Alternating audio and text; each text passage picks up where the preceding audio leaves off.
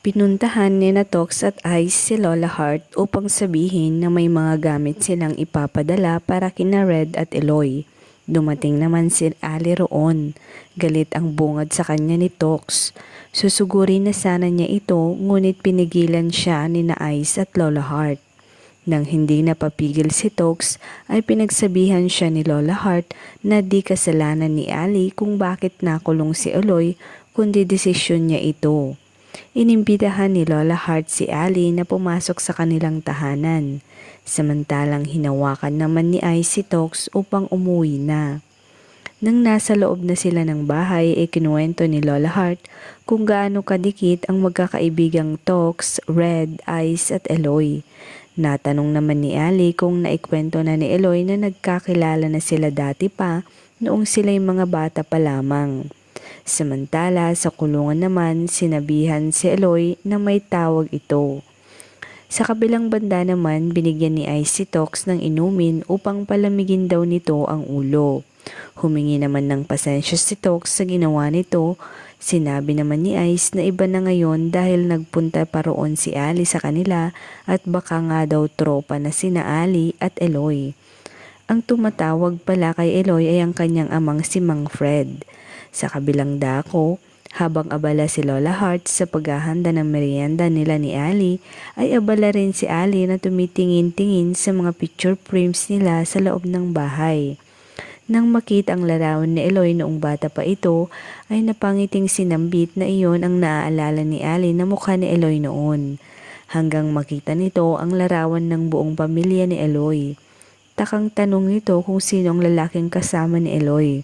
Sinagot naman siya ni Lola Hart na iyon ay tatay ni Eloy. Unti-unting nalaglag ang luha nito at muling naalala ang pangyayaring pinipigil noon ang ina sa paghabol sa boyfriend nito na sakto naman noong dumarating ang isang sasakyang lulan si Mang Fred. Binusinahan sila. Dali-dali namang hinila ni Ali ang ina sa gilid. Nakita ni Ali na balisa ang mukha ng driver nang maraanan sila. Umiiyak na noon si Ali dahil sa nanay nitong nagwawala at nawalan pa ng malay tao.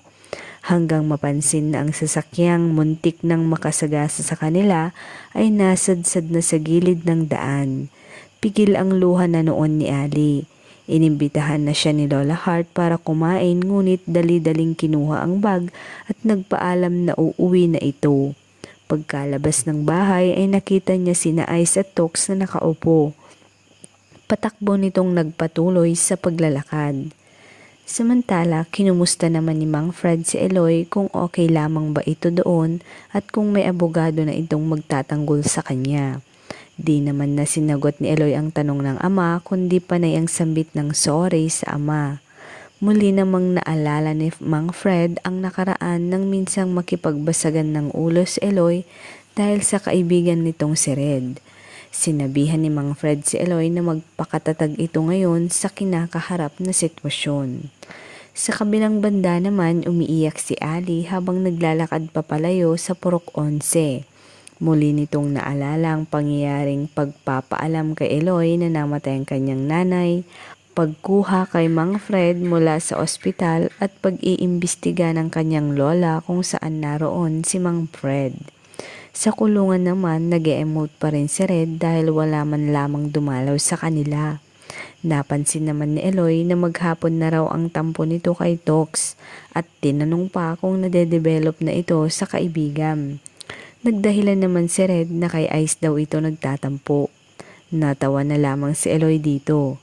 Nasabi naman ni Red na mukhang matatagalan pa silang lumabas ngunit sinagot siya agad ni Eloy na kinabukasan ay lalayan na si Red samantalang siya ay hindi. Natanong tuloy ni Red sa kanya kung papaano na ito. Matikas namang sumagot si Eloy na inihanda na nito ang sarili at binilin pang huwag silang dadalaw na tatlo kay Eloy dahil pinag-iinitan pa sila ni Captain Rosales. Dumating naman sa presinto ang isang babaeng nakapula. Posturang-postura, diretso siya kay Captain Rosales. Ang babae ay kasama pala ng dating kaklase ni Eloy. Sinabi nito kay Captain na naroon siya para sa kanyang kliyente. Sa kabilang dako, pinipigil naman ni Badong si Lolo Sir dahil iinom na naman ito ng alak. Nagdahilan naman si Lolo Sir na wala naman daw si Ali kaya okay lang. Inimbita pa nito si Badong na saluhan siya sa pag-inom. Habang umiinom ay nagpaumanhin si Mang Badong dahil di daw nito nakilatis ng gusto si Eloy. Sinagot naman siya ni Lolo Sir na hayaan na lamang nito iyon dahil naayos na niya ito at alam na nito dati pa ang tungkol sa pagnanakaw nito sa hotel. Muling naalala ng matanda nang minsang ipinagtanggol si Eloy, si Ali kay Attorney Evangelista. Pagsagot nito kay Helena tungkol sa pagiging matanda na ni Badong at ang pagtulong nito sa kanya nang nagka-episode ito sa stockholders meeting. Nasabi ba nitong hindi daw masamang tao si Eloy at nagipit lamang kaya nito iyon nagawa. Confident pa nitong sinabing malulusutan ito ni Eloy ang kanyang kaso. Samantala, nagpuntang interrogation room sina Red at Eloy.